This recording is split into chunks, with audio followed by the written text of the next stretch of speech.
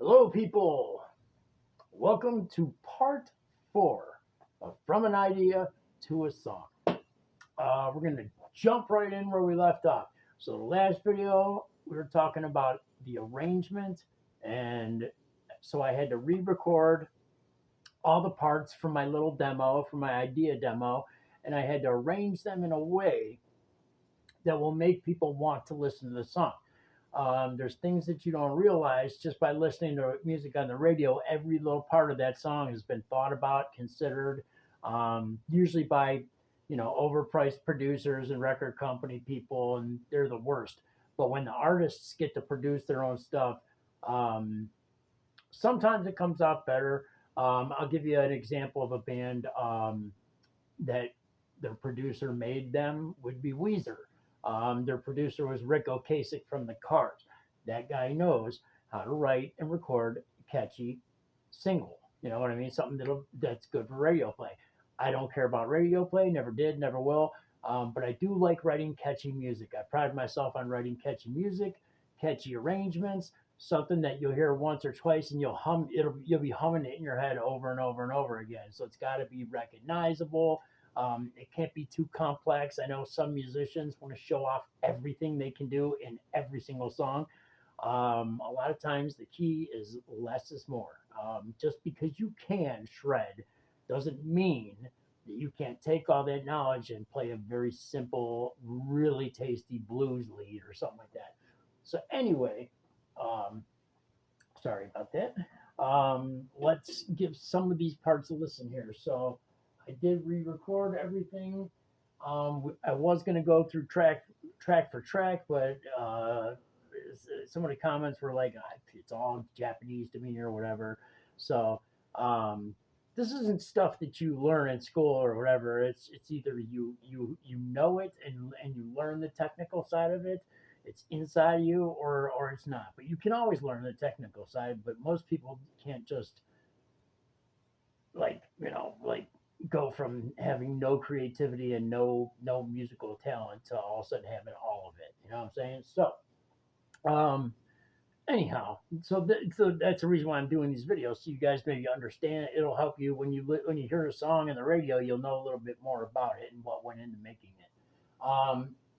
Because every song starts off as an idea, and not every song makes it on the album. So uh, anyhow, so I was talking about starting the song off with drums to make it really catchy or whatever. I actually didn't do that. I ended up starting off. I got a really good bass sound on this. I recorded two tracks playing the exact same notes, and then panned them right and left.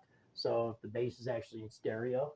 Um, I'll give you a sample of that right now. So the song starts off with an open bass part. It's just four low notes, dun dun dun dun dun dun dun, dun, and then the whole song will kick in. But I'm just gonna play the bass here real quick so you can understand. Okay, so that little teeny part you heard there at the beginning, that's the beginning of the song. Right, one more time. Then the whole thing comes in right there.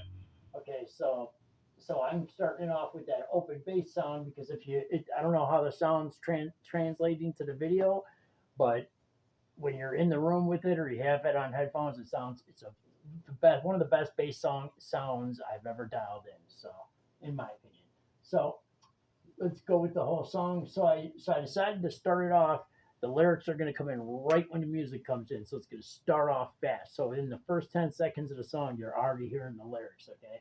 But the first verse is going to be a verse with the lyrics are going to be really low, and then the second and third verse, the lyrics will go up an octave to a higher pitch because higher pitched vocals tend to break through the music more. So here we go with the opening, and what will be like all the parts are recorded that I'm going to put on this now. All the parts are there. It's pretty much arranged. The only thing I got to still put on is a guitar lead and vocals, and that's it. I took the trumpet out from the demo. I took that out of the mix. I didn't re-record a new trumpet part, and I took the chanting out. Well, I just haven't had a chance to put it in. I'm still going to put in some chanting in it, but in very select little places, so it's not all the way through a song. Okay, so here we go with our catchy beginning. And as soon as you hear the drums, that's exactly when the vocals will start. So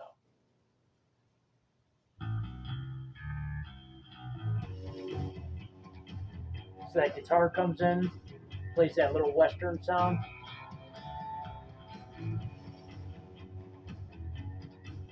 Okay. So this right now, this is the verse.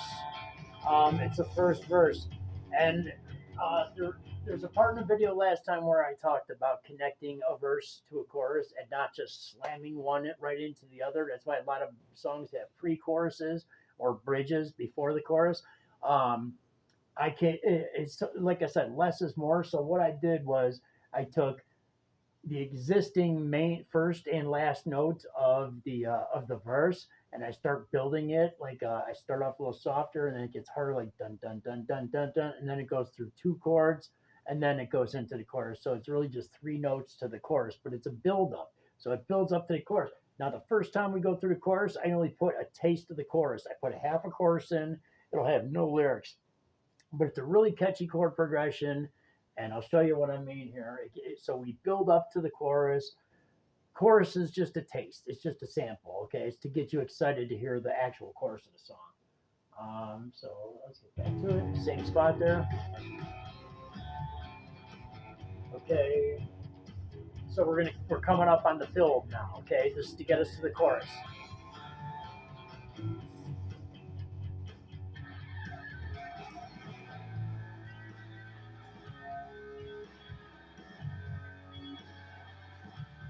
So the chorus, I do it in what's called halftime. So if a song is going, the chorus goes, so it's halftime. So it's just a slice of the chorus. It's just a little taste. Um, the guitar part and the verse part is like a really clean sounding spaghetti western style guitar, and then we're doing the build up notes to the chorus, I do a pick slide and it comes in with distorted guitar. So it's to separate it so the chorus sounds different but still linked to the verse, and it still sounds like the same song. So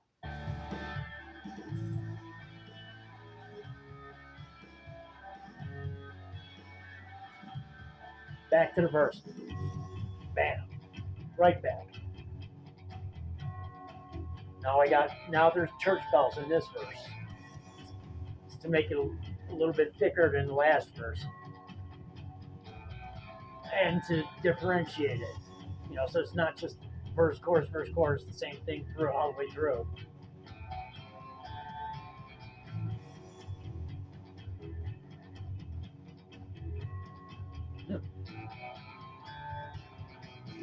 All right, one more time through here, and then we're going to get to the build up and then now the full chorus, okay? So in the full chorus, there's going to be a double hi hat going that's different. There's a few little different elements to change it up from the little sample we got.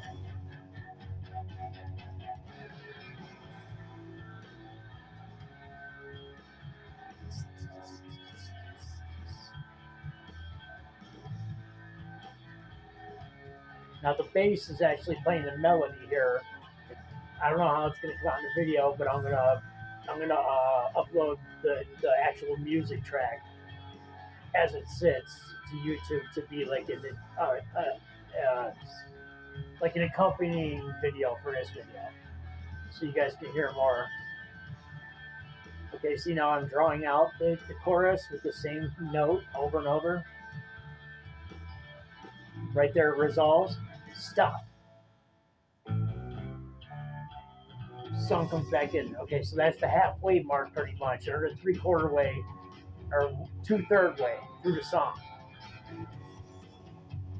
Okay, so let me stop right there. So the reason I did that was because the middle of songs can the middle of a song can sometimes get boring. The average song on the radio right now is between 2 minutes and 2 minutes and 30 seconds. The average used to be for most of rock and roll history was about 3 minutes. During the grunge era, a lot of those songs were 4 minutes. Smashing Pumpkins, Nirvana, uh, Soundgarden, all those bands, they actually had longer songs. They were more complicated, and people liked that stuff at the time. So it wasn't like, oh, I'm tired of this song by the 4 minute mark. I'm going to turn it to another station. So after the first full blown chorus, when we go back into the verse, I want something to separate that. So that's why I go with a lot of, like a rest where you don't hear anything for like a second or two is cool, and then instead of just the bass, like the beginning, it's the bass and the spaghetti western guitar. So that's what differentiates it from the first part. This is this is just like trial and error type shit, man. This is all self learned. I just figure out, and I listen to stuff. I really listen to music. So,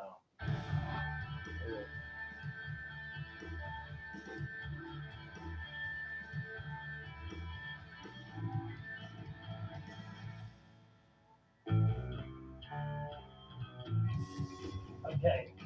So the rest of the song is pretty much the same as the last like 30 seconds of it. So I'm gonna fast forward to the end. Um, so you got to have a way to end your song. Um, to make it memorable because it's just as it's super important to get people to listen to the first 5 seconds. But if you get them all the way through, if you get them three-quarters of the way through, you want to give them something close to the end or at the end to keep them listening and to give them something to remember it by. Okay, so this one, now you don't do this. Some songs are just straightforward rock and roll. Verse, chorus, lead, chorus, end. You know what I mean? And that's the basic breakdown of that kind of stuff. So what I did here at the end is you'll hear it.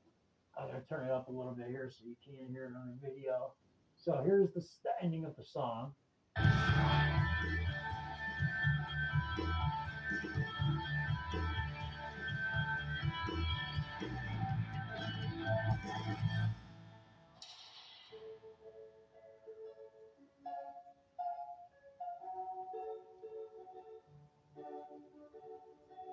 Okay, so what I did with the end there is I actually took it because this song, the verse of this song is supposed to be, the song's about a villain, so it's supposed to be very spaghetti western, very Clint Eastwoody type thing, but with a modern flavor, right?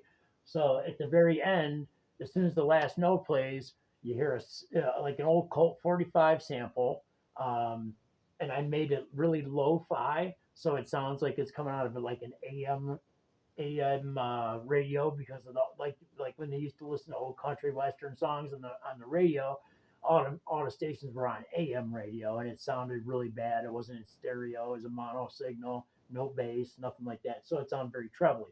So I made a very lo-fi gunshot, and then that little piano part, that's the chorus part, but it's played on what they call honky tonk piano.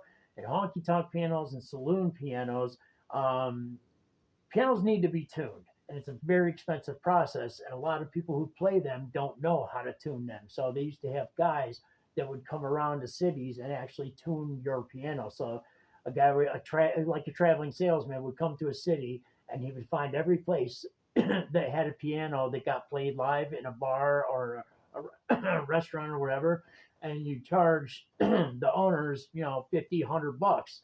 Right now, I think it costs like 160 bucks to get a piano tuned. So you just go to a smaller city, find every piano in that place, tune all the pianos in a day or two, and then go on to the next city.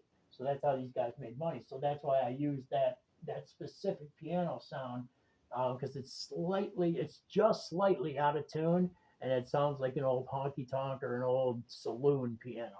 Like if you ever hear piano music in a saloon in a movie, it's going to sound like this. Okay.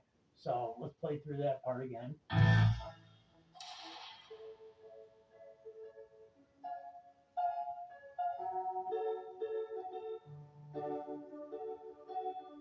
Let's go back one more time. We'll get that gunshot in.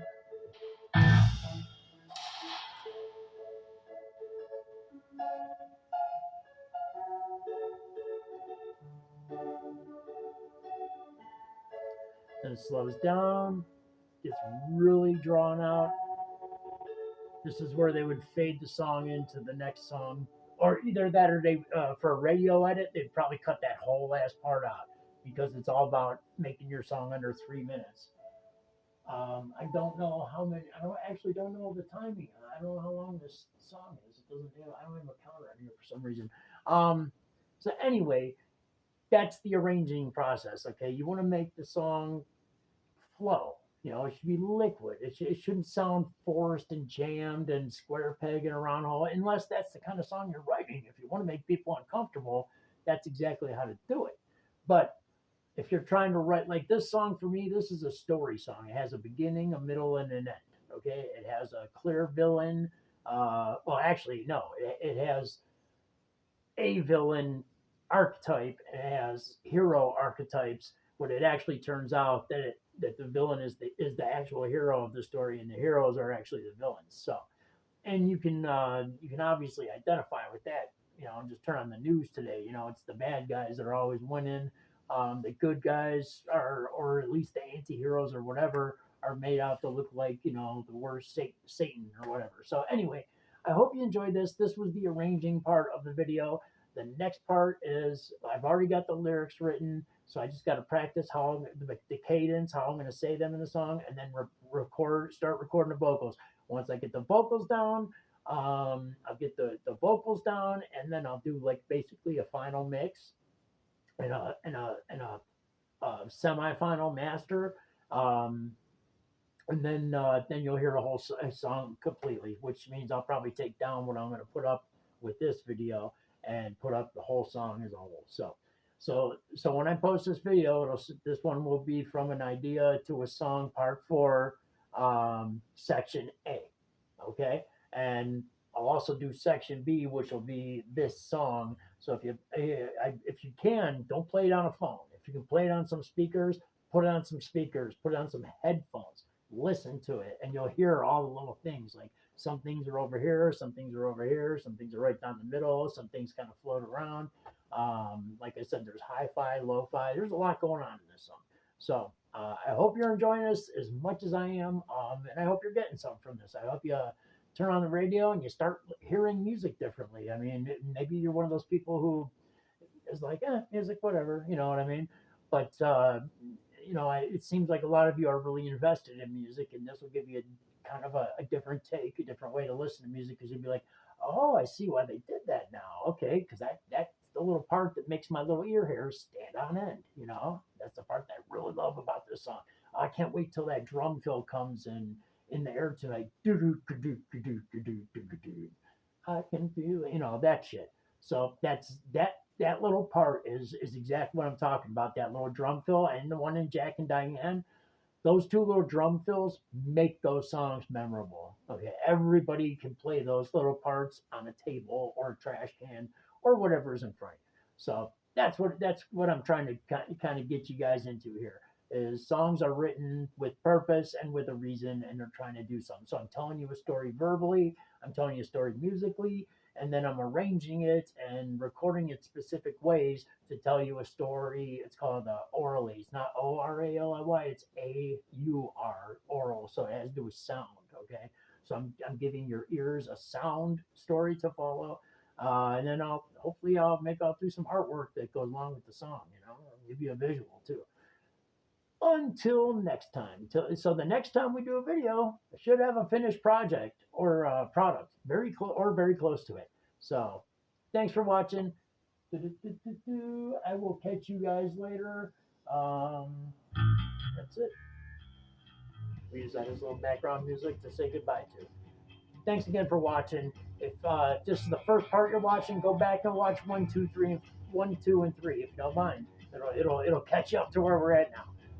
Thank you everybody who subscribes and keeps watching the videos and everything like that. If you weren't here, there's no reason for me doing this. It gives me something extra artistic and creative to do. So I do appreciate you and your comments and your opinions and your ideas. If you have an idea of something you want me to do, please let me know in the comments. Talk to you later. Dan Crappy, out.